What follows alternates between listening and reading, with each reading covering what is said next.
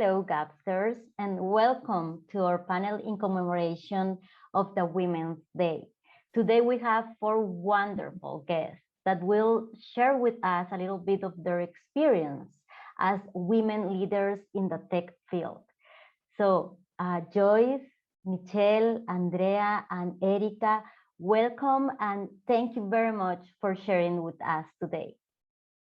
Thank you, Wendy. Thank you.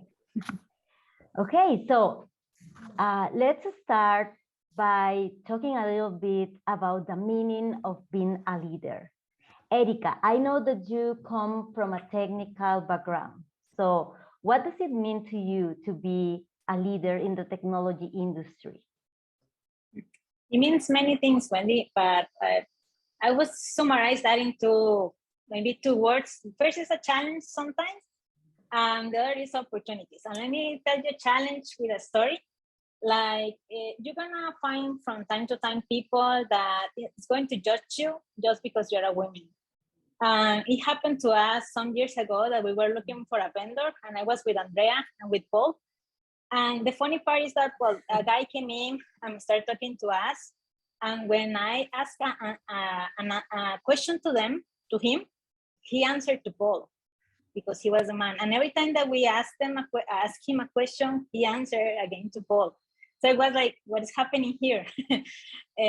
Of course, we didn't pick up that vendor, but that kind of things will happen from time to time, that someone is unrespectful or someone just don't consider your opinion because you're a woman. And I recall some time ago in the university that some friends told me, hey, this girl is here in this course just because someone else helped her. And because it's the only reason because a woman is in a course or pass a course because someone else helped her. So, and I thought at the moment, what would they say about me? Do they help? Do they get help? Of course, they get help as same as us. But it's that kind of thing. So sometimes it's a challenge, but most of the time it's an opportunity, and it's really nice to be the opportunity to solve complex problems for our clients. I love doing software and then seeing like, hey, this is something really complex, and then how we solve things with software is inspiring and motivating. And what I see here, like being a woman in a technology industry, is, well, we have to prove them wrong that we can do things too. And that story, because I was there with Erica in that same table, happened like 8 years ago. So, Yes. and he kept not looking at our faces, just Paul's face. So that was like very recent. It's sad to hear that. And before continuing with our next topic, I just want to remind all of you that if you have questions, you can use the form that has been put in the chat, and those questions will be anonymous. Or if you want to do a direct question, you can just put the question directly in the chat. So based on these experiences, I think it has been really hard for all of us for decades, seeing the struggle that women face to be taken into account for high-level leadership positions. So Joyce, what are the biggest challenges that you have faced to reach your leadership position? You know, I think it's a great question. And the first part of my answer was really the first challenge I faced was to find a way to pay for college. So college was very expensive and my family could not afford to help me. So I worked full time the entire time that I went to college in order to be able to pay for it. And then when I graduated with my bachelor's degree in engineering, I couldn't afford to go on to get my master's degree. And I think as a world, that's really one of the first challenges that we really have to find a way to overcome so that education is available and people in all countries have access to study and learn and get degrees in whatever field that they want to. So that was my first challenge. My second challenge, which I didn't realize until many, many years later, is I did not have any, throughout my career, I didn't have any mentors. I didn't have any role models. I didn't have any sponsors that were trying to help me and coach me and give me counseling on how you kind of advance to the next level. And so that's another area where I think, hey, we can all today do something about that, right? We can all choose to get involved, and we can go speak at the, elementary schools where our daughters go and teach them about the careers that we all have. We can show them that there are role models in engineering and all different kinds of leadership in companies today, right? We can bring, a group of teenage girls into Gap and sponsor them to do some project with us so they could see what it's really like to work in this really kind of fun field. We can all get behind Gap's initiatives to provide sponsorship to more young women that are trying to study STEM in universities. So the thing I would ask of you guys, everybody on this call, men, women, everyone, is to think about, where is it that you have an opportunity to be a mentor, to advocate for a woman who's trying to kind of come up through the technology ranks, right? We can all find a way to lift someone else up. Yeah, and I think that those are great ideas. So related to breaking the bias, how is Gap breaking the bias for all or women? Oh, I want to start, and then let's let everybody else kind of jump in. Obviously, this is an area I'm very passionate about, but how are we breaking the bias? One of the first ways we're breaking the bias is like, let's look at who's on this call, right? 60% of Gap's most senior executive team, 60% of our executive team are women. 57% of our engineering directors are women, right? Oh, I think I said that backwards. 57% of the executive team and 60% of the engineering directors are women. And 30 to 35% of our engineering team across all of our team is made up of women. That is a great way, right? We prove that diversity at all levels of the company makes Gap stronger.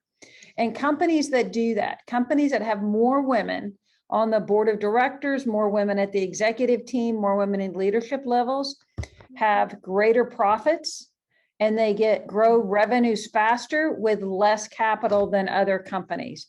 So that is something that we should all get behind because it's good for all companies. What about you guys? How do you guys think that we're breaking the bias? I have one, well, I have many, but one that I want to share because it's a true story. So I've had maybe more than 10 women in Gap's history come to me and explicitly, and I think most of the people here, I hope you feel like that, and if not, let me know offline. But they've said, like, Gap is the first company where I feeling a safe environment, where I haven't been mansplained, where I haven't been treated in a different way. But they have explicitly said that, and I think that just the fact that that people feel like that, it's a way of the company of breaking the bias. And a good thing, it's sad, but at the same thing, it's a good element. So I think we've had in all of these years maybe 2 cases where somebody hadn't felt safe,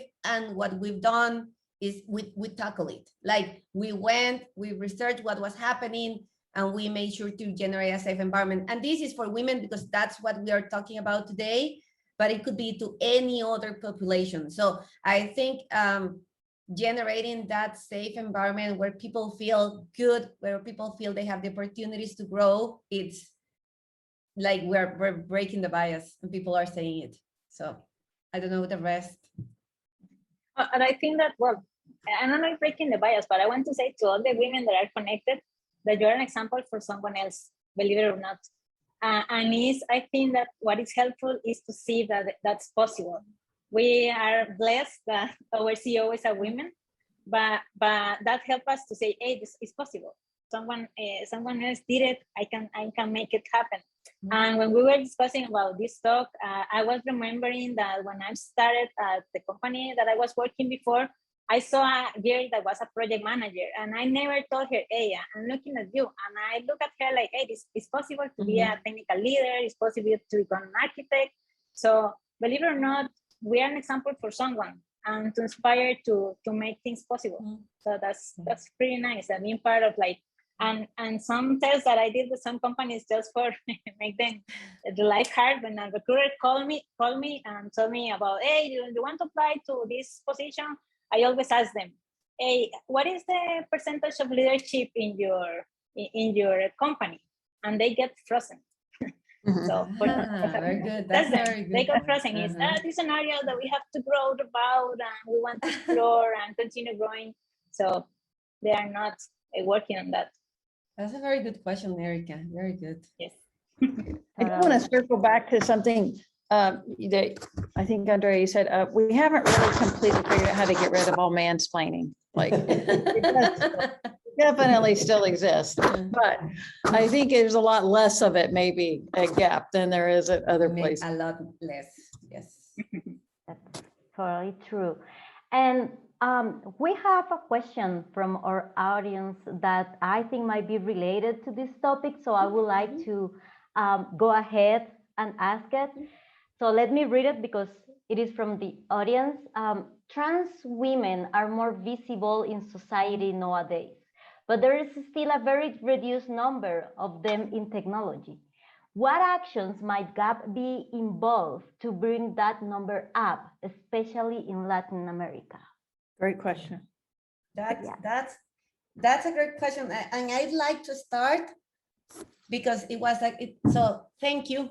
Thank you for asking that. First of all, I don't know who asked for that, but I think that's such an important topic. And I'm happy that we have the opportunity to go in deeper in this topic here. I don't know if you've seen, but we want to make this explicit. So Pao can correct me if I'm wrong. It's either later this week or early next week that we're going to start doing something that, to answer that question, one of the first things we need to do in GAP and in all areas of society is giving more visibility. And how we give more visibility, we have to start identifying ourselves and providing the opportunity for everybody to identify themselves. So actually, for all of you that are connected, I encourage you to participate in this initiative. We're going to ask you to answer by which pronoun you feel more identified. Because we want to make sure that the participation is visible. We want to make sure that it's that we are having a space where we understand where our Gapsters are and how they feel. So that's the first step. And I think visibility starts there. So we want to make sure that we have that. And then there are many other things that I think we should do and we are going to do in terms of strengthening the community of transgender people in this specific case, transgender women in the technology industry.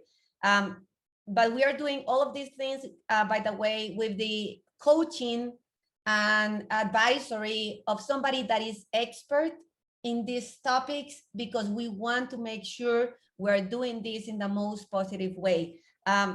What are some things? We want to get closer to the communities. So as many transgender women have had good opportunities, many haven't. So Joyce was saying before, like, we should get closer to communities. We should be talking more about technology. We should be sharing more our knowledge. We should be talking more about how GAP is a safe environment. So that's one thing we want to do. The second thing would be and this is something that we have been talking already with the recruiting team, how we want to generate more diverse and positive practices in our recruiting process. And there are many things that we can do, from making sure that the name is not necessarily visible in the resume. So we generate a bigger representations. We eliminate any unconscious bias that could be there. So more diverse recruiting process, getting closer to communities, also through Gap Contigo. So Angie probably be reaching out, but there are many things we can do through Gap Contigo to support this population in terms of getting closer to the technology industry. And also, of course, I think one of the things that is very, very important is having representation. And I think we have to go outside and show everybody that Gap is a safe environment for women, for transgender women, and for any other population. So that's some of the things, and I'm very happy again. Thank you for asking that questions, because these are things that we were already developing, and that one of the survey is coming soon. So I invite you to all participate actively in that initiative. So good, thank you. Yeah, thank you, Andrea. Yeah, I'm looking forward to that. We've been practicing on the US team, so you'll see all of us with our pronouns kind of very, very quickly. But part of what, one thing that you said, I just want to reiterate, we do not assume that we have all the answers for any particular population or minority group at all. What we are committed to is to connecting to the right people in the community to become educated, to become, more intelligent, so that we really can create a very supportive and inclusive environment for everybody. Gap cares about hiring people with the right values and with great skills. And that's the only thing, that's it. And once you're here, we want to make sure that this is a place where your voice is already heard and you feel supported by your teammates. So that will be our mission every day. Thank you very much. So, Michelle, what myths have you debunked about the sacrifices that need to be made to be successful? Well, I think it's a pretty common myth that, people think that women with kids maybe don't have time to become leaders. And it's definitely difficult when you're trying to balance home and work. But it's also possible. So I think the biggest thing you can do is try to be sure you're always prioritizing both at home and at work, always communicating both at home and at work. And, it's so helpful to have a partner to support you. So if you have a partner at home that, takes on part of the home front load, that helps immensely. I know many women that are single parents that do a phenomenal job, and it just blows my mind because I barely can do it with a lot of help. But I do think people still believe that it's difficult to be a leader when you have a family and when you have kids to take care of, and we're all living proof that this is my favorite myth, because I hope that other companies totally believe that and don't hire working moms, because I would like to hire all of them. Like, if you want any problem in the world solved, you give it to a mom. True. Like, it doesn't, like, they figure out, I don't know how to get groceries, and there's a meal on the table and they're still typing on their computer in one hand and they're helping a kid with homework. And you're like, oh yes, I want that one. I want that person. So yeah, that myth is just like, again, I hope everybody else believes it so we can get all the great moms to come work for Gap. Hey, there's another one I want to ask you guys about that I've heard that I've always also thought was just as ridiculous, is that you can't be your natural feminine self kind of and be successful at work, right? That you need to play the game more like guys. What do you guys think about that? You cannot wear pink. You cannot wear high heels because that also shows weakness. Yes, I think that's also a myth that I found. And I'll be honest. So at the beginning, I tried not to be feminine because it could have looked weak. But now it's like, no, I love my glitter and my pink, and I love it, and I'm empowered, and that's fine too. So I think that's yes, true. I feel that. Yeah, people think, or not everybody, but some people think that women are caretakers and maybe not forceful enough or can't take charge, but I really believe that those attributes of compassion and integrity really help build community and are actually leadership attributes, right? Those are leadership qualities that we need. And so it's a wonderful compliment to have effective communication, good social skills, and qualities like that. I think that's a wonderful compliment. And they bring diversity. And I think you need men's perspective, you need women's perspective. But I think it's more of a bonus than it is a detriment, definitely. And I have a question related to that, but just a friendly reminder to everybody, if you are not talking, please go on mute because there is a noise that is affecting the audio here, so just in case. So, Michelle, do you think that, well, nowadays we know that leadership is like a trend, right? It has been changing during the years. And now it seems that the current trend is to be more caretaker, actually, to be more like close, like to be closer to our employees and to create those like stronger relationships with them, right? So do you think that it would be fair to say that following this trend, it is easier for women to be leaders than for men? Well, I think it's certainly, I think it's certainly helpful to have that kind of approach, that kind of ability to build relationships and build community and build trust. I think, work used to be more of a come in, do your job and go home kind of thing. And it's more of a community now. And people expect companies that they work for and companies that they support to give back to the community, to care about the people inside the company and outside in the community. And so I think it's a wonderful attribute. It's not that men can't have that attribute. They certainly can. I think women are seen as sort of more compassionate and a little bit softer and a little more, maybe a little bit better at building relationships or kind of building those deep ties. But I think it's absolutely critical to the success of the business. I really do.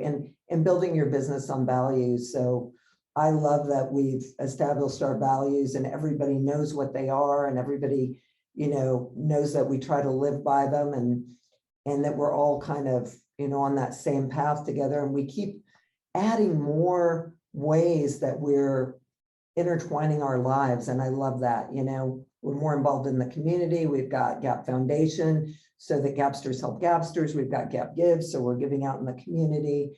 I think that kind of empathetic approach is what's needed right now, just in life, in the world. So I think it's wonderful. I love that everything's moving in that direction. Good. And well, our audience is on fire. So we have another powerful question here. So I'm going to read it because it's kind of related to this topic. Should women be treated exactly the same as men? Or rather, we should take advantage of women's strengths? Or the fact of implying that there are strengths according to gender is discriminatory? So what do you think? Wow, That's a great question. So thank you very much. Yeah, I do think, people have different, men and women definitely tend in different directions, but it doesn't mean they don't overlap. It doesn't mean, men can't be compassionate, women can't be tough. It is interesting the way society views it if a woman's tough. I do find that interesting. I do think a tough woman is perceived as not always perceived as strong like a man would be. But I tend to think that they complement each other. I really do. I think diversity of experience, different perspectives add to the quality and add to the this kind of, I don't know, ability to take the company to the next level. We need that. We need different perspectives. Yeah, and So I have a slightly, I guess, contrarian view. I don't believe that there's a difference in the brains of men and women. I think from a societal perspective, we've been brought up different. And we have been taught as children that certain things were acceptable for girls and certain things were acceptable for boys, which, you know, make us into certain kinds of adults. But I don't think that we do, and I don't think that we have in GAP, do gender specific kind of strengths alignment. I think we look for the strengths in each individual, and certain women have these strengths and other women have these strengths, and certain men, or it doesn't, it's whatever is that makes that person unique and special. That's what we need to take advantage of. If we look at all of the women that we have promoted into leadership positions, we did not promote them because they were women. We promoted them because they were exceptional. And when people from other companies come ask me, oh my goodness, how has GAP achieved all this great level of diversity at all of the levels across the company? And I'm like, we just put the right people in the right seat. Like, that's what we do. We find the best person for that position and we put them in it. That's what we have to continue to do, is to look across each and every person and say, man, what can that person do that would be extraordinary? And let's give them more opportunities to do that. Maybe I not don't have everybody anything to knows. Yeah, I would say that maybe That was the nobody right knows person. about the energies like 5D. Like, there's people that is very high at executing, others very high that like to examine or explore, to research more. So I will look like maybe looking for a team's or strengths is diversity on those energies. Well, you need someone that likes to research a lot, someone that executes, because if not, you're not going to execute, or someone that looks at data, someone that likes working with people. So looking for that balance in your team, I think is more important than looking for balance in your gender or strengths in one gender in another, more than it's the particular energies like execution, examining, excite on those in that direction. Amazing. Yep. Talking a little bit about work-life balance. So, Andre, you have a wonderful family and a wonderful kid, very smart. So, being in a leadership role that demands so much time, how do you keep a work-life balance? Okay, so I read in a book one time something that I really like and that I've been using it in my life since then. So work-life balance doesn't exist. What exists is work-life integration. And when I read that, like, it opened my eyes, because the thing about balance in your life is that you kind of expect that you're going to spend or give the same amount of time to everything. So if I say, or if I think about how I'm going to give my daughter, my husband, my exercise, my work, everything, the same level of effort, then like I wouldn't be here. Like I would just be lying down in a bed frustrated, because that's completely impossible. So work-life integration is about, sometimes, yes, I have to give more time to work because that's what the work needs from me at that moment, and my family allows that. Sometimes, I don't know, in December, in the holidays, so probably my daughter will require more time from me, and I'll stop a little bit early, and I will cook cookies, and I will decorate other things with her because she needs me more at that moment. And sometimes who needs me more time, it's me as well. So sometimes I also give time to myself. So the work-life integration is about that. It's about understanding that that you give time to your different aspects of your life in different percentages and in different moments. And it has released me from that frustration of, yes, I'm not giving the same exact time or percentage of time to this and this and this and this other aspect. In my case, again, everybody needs to find their own recipe, but in my case, yes, I'm I'm a leader, I'm a worker, I'm a mom, I'm a daughter, I'm a wife, I'm a mentor. I also try to exercise. I try to continue learning every day, and I like to have fun. So when you have so many things, you have to be creative. So what kind of things I've done in that integration? So I like reading. I don't have a lot of time to read a book, so I found audiobooks in my life. So I sometimes listen to books while I run.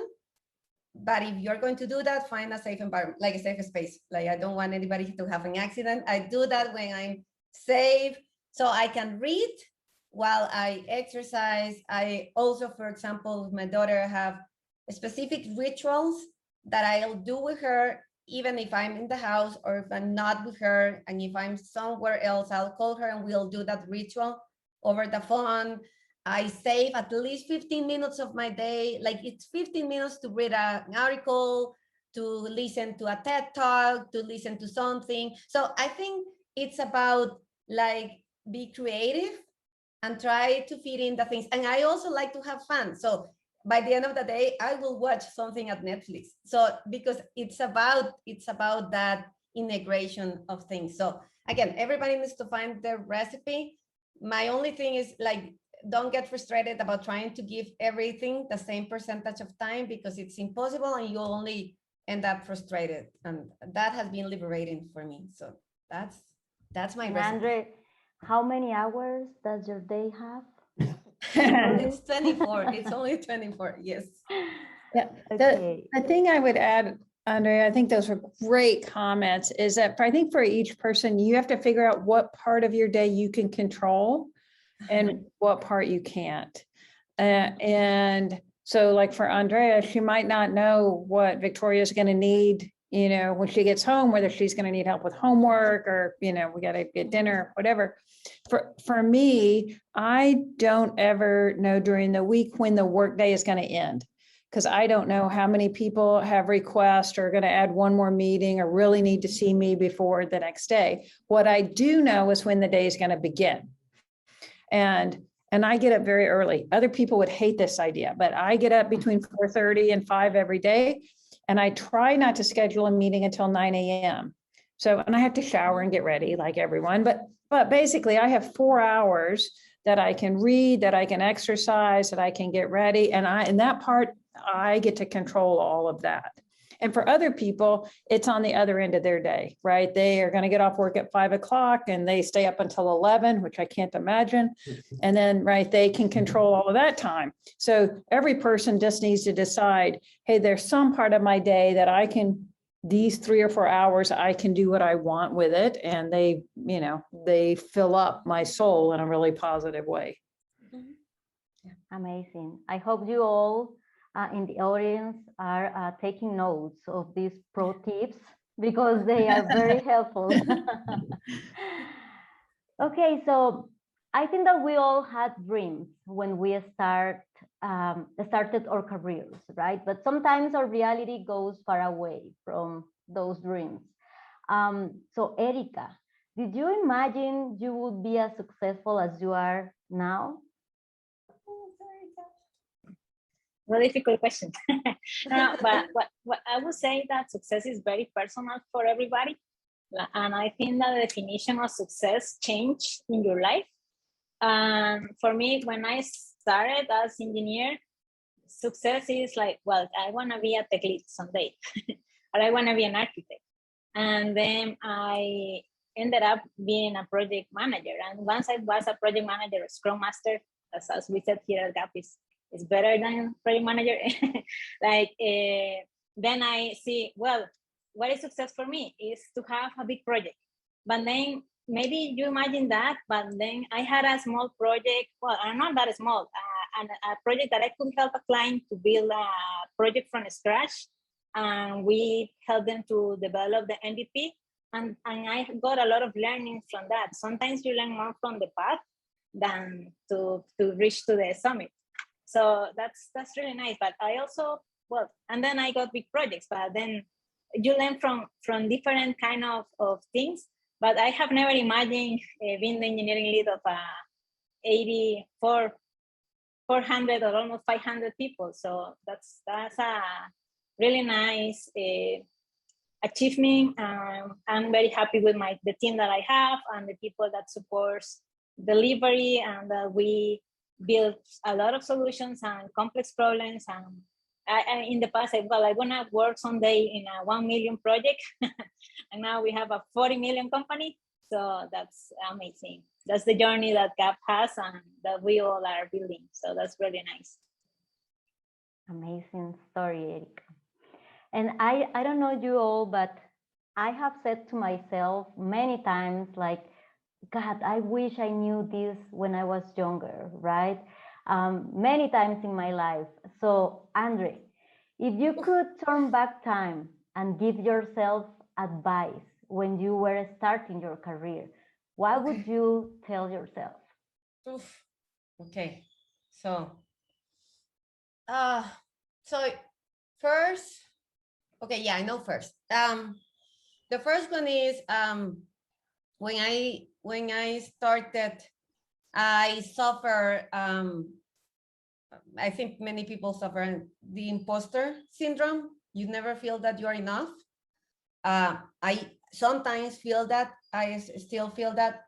And by the way, like I think we should all stop saying imposter. I don't like imposter syndrome. Imposter sounds like I don't know, like criminal or fraud. So I think it's a strong word just to feeling anxious. Anyway, so one of the things that I would have told Andrea before is educate yourself beyond official education. So like, for example, I was getting my degree and studying, but like as you educate yourself and as you read more and as you attend more webinars and as you acquire more knowledge, again, reading books, attending webinars. Back then there were not webinars, probably conferences or whatever we had back then, but doing education helps, because education makes you feel better about what you know and more confident when speaking out.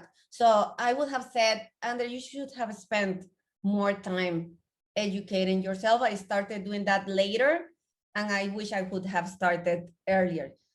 That's one thing.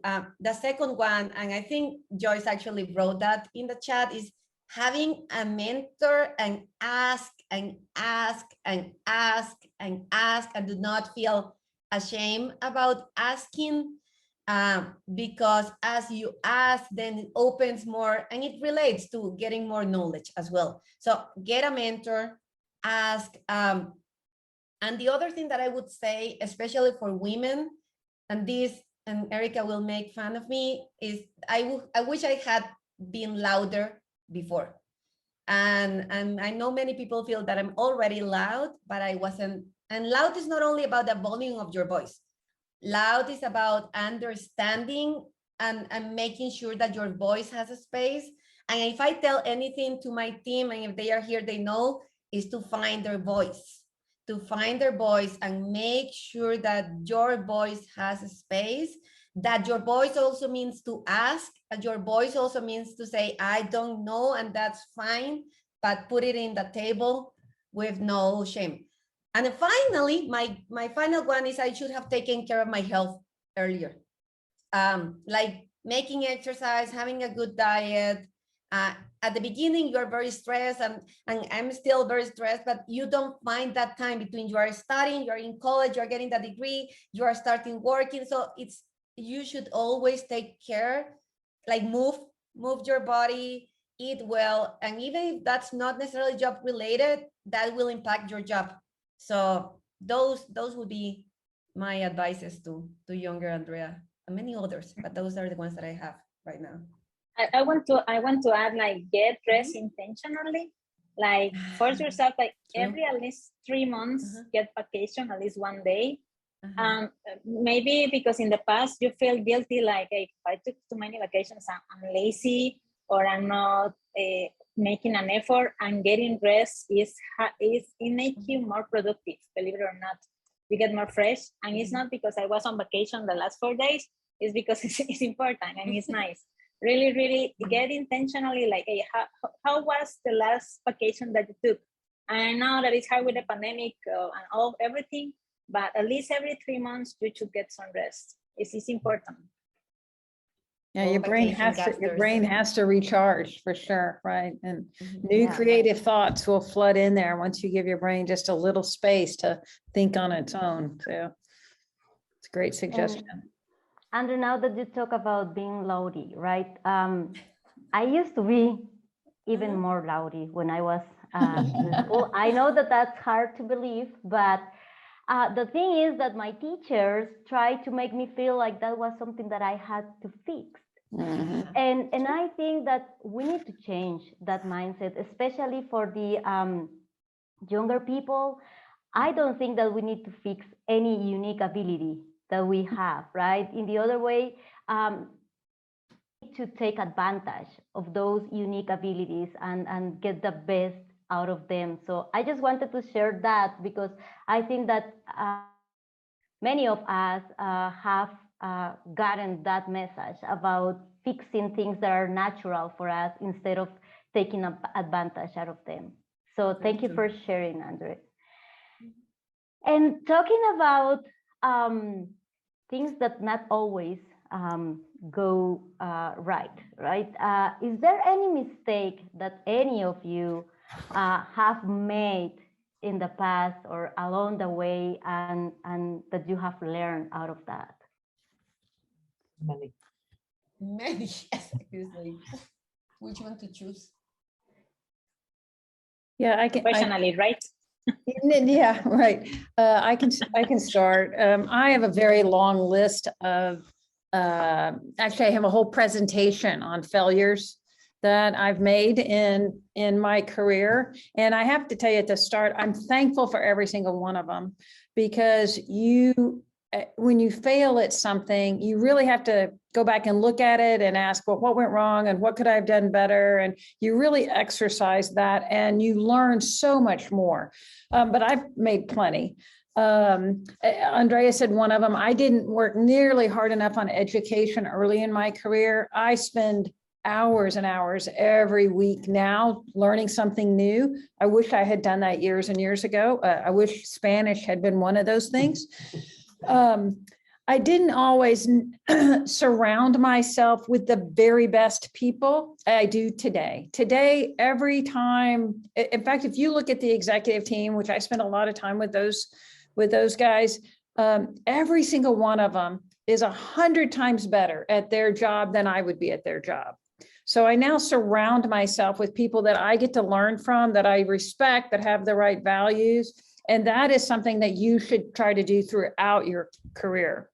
I didn't build my network of people outside of the company I was working on until really, within the last 10 years. But you should start right now in your career, building a network of people that can support you, that can advise you, that you can learn from, and not all of them should be in Gap, right? So start expanding that. Those were mistakes I've made along the way that I have really learned from and do very differently now. Who else wants to put their failures out there? I think I'm the same, just more education. I wish I would have. I've always been an avid reader and I love to read, but more focus on education earlier and more networking. Oh, one other I see women do, I did a lot, is I did not trust myself. When I knew that I knew the right answer, right? When I'm like, oh, we should, not take this path, we should do this one. I was quiet sometimes when I should have been loud and waited to see if everyone else kind of thought that. Like if you have a gut instinct or you have data that you're relying on, like trust yourself that that is the right decision and make sure everyone else around you knows it. I have one. I think that and it relates to what we were talking about, how women sometimes try to look tougher or rough to get respect. I remember that when I started being a leader, I felt like I had to always talk. And I was afraid of silence because I had to put myself out there while I was talking so much, I didn't hear enough.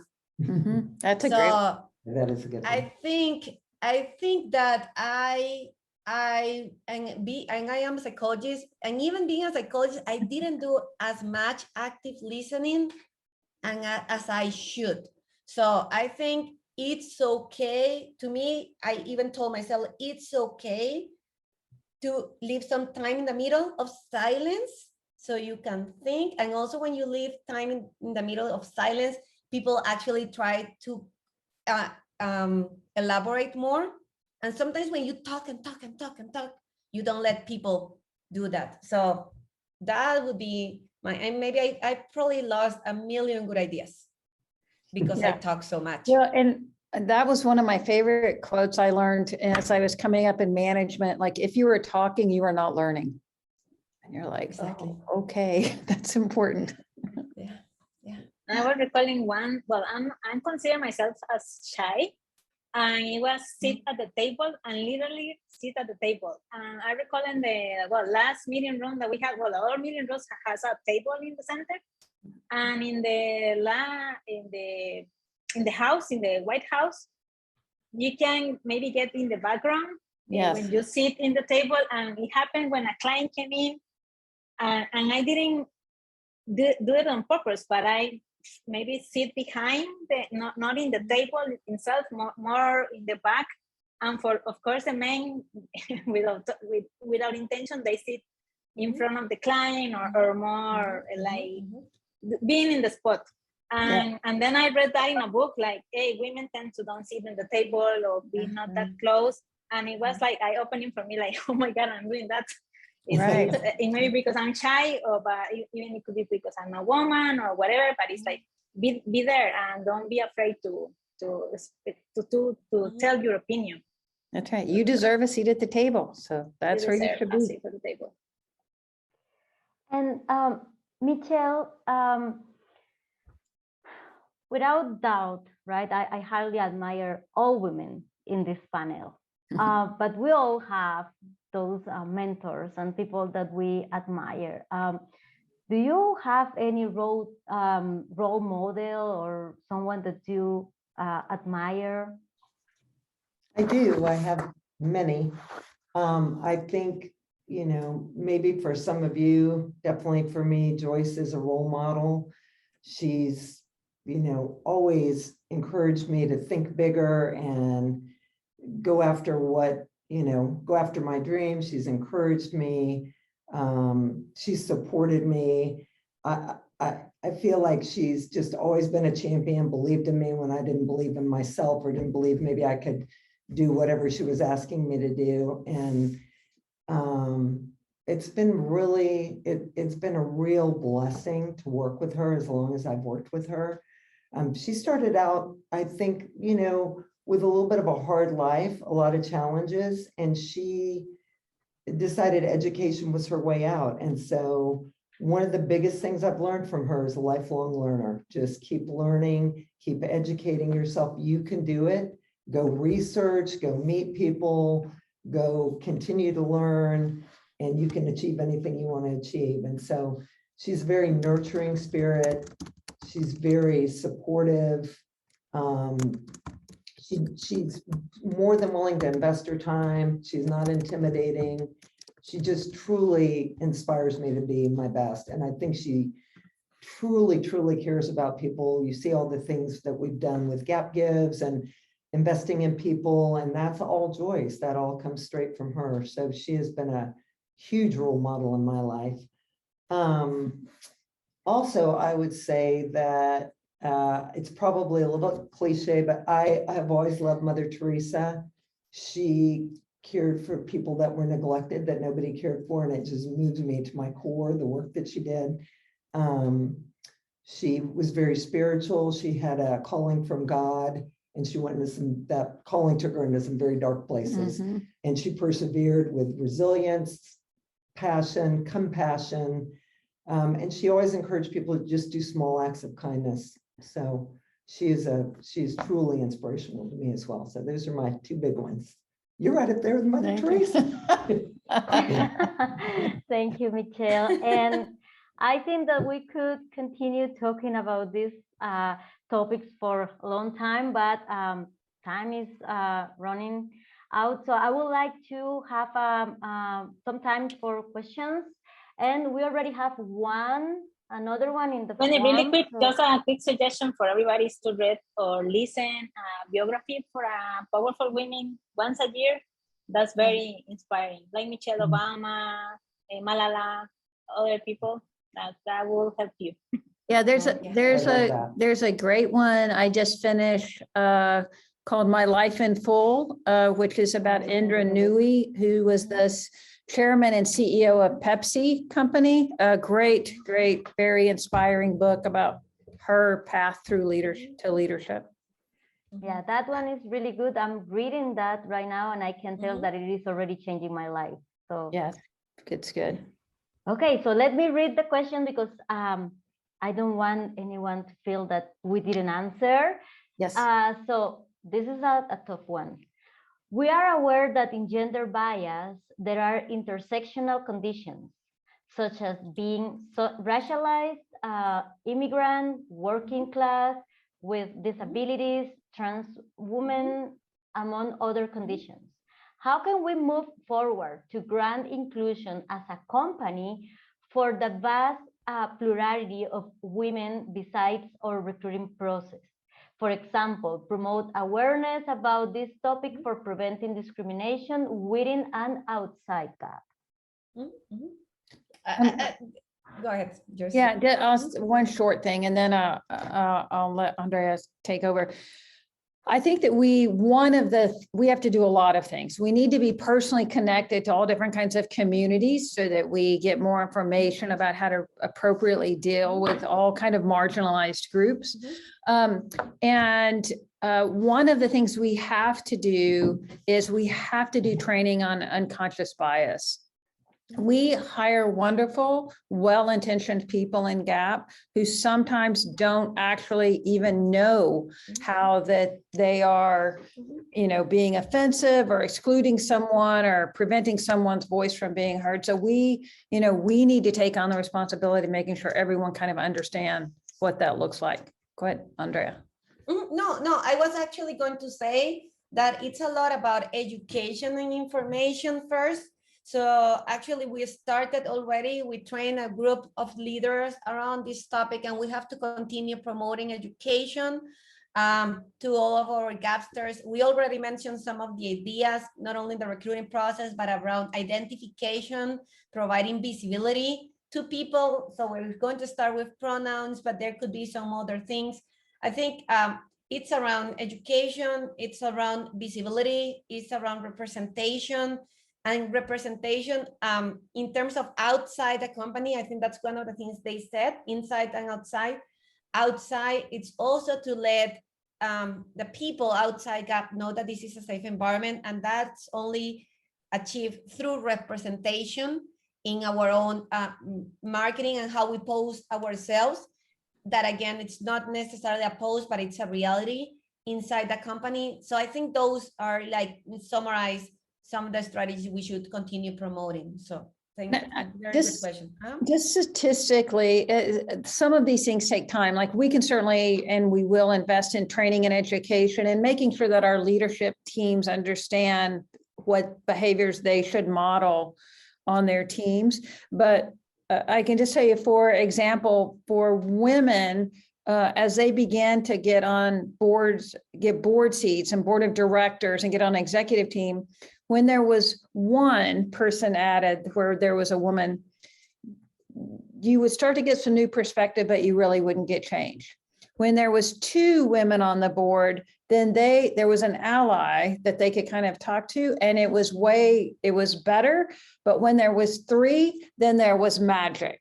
So one of the things that we have to do is make sure that we are continuing to hire, promote, recognize, reward diversity across this company so that the population of diverse individuals becomes large enough that it's not a thing anymore, right? That then everybody kind of feels like, hey, this is kind of the way all things should be, is that you have a highly diverse group of people solving problems together.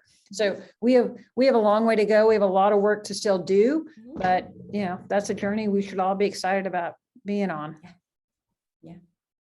Thank you. And I don't see any more questions in the form nor in the chat. So is there any other question that you all want us to cover? Nope. Okay, so it seems that we are getting to our close. So Joyce, do you want to share with us some words? Yeah, a couple of things. The number one thing I want everyone, again, every single person on this call to walk away with is, hey, we want you to believe in yourself, and we want to make sure your voice is heard. And please help us, all of GAP together, create an environment where everyone's voice is heard. And I will talk about this briefly about International Women's Day. People ask me sometimes, well, why do we still, like GAP has all this diversity, why do we even need to have International Women's Day? And I think we're very fortunate to be here, but we all still need to recognize that there is a very large portion of the world that still do not let little girls have education, that where it's still okay to marry girls off when they're 11 and 12 years off to people they don't know, where it's still okay to have millions of young women and boys participate in sex trafficking against their will. Those are all things that we have got to remain committed to addressing. And until the world is a great place for all people, our work is not done. So thank you guys for celebrating International Women's Day. Thank you for being Gapsters. I so appreciate all of you. And thank you all for sharing all this great knowledge with us, and your experience is definitely an example for everyone in this call. So thank you very much to all of you that attended our event today, and thank you, Lau. And let's continue like walking the talk. Yes. Thank you, everybody, Thank you for joining. Great for space. joining. Thank you, everybody. Bye. Bye-bye. Great job, panelists.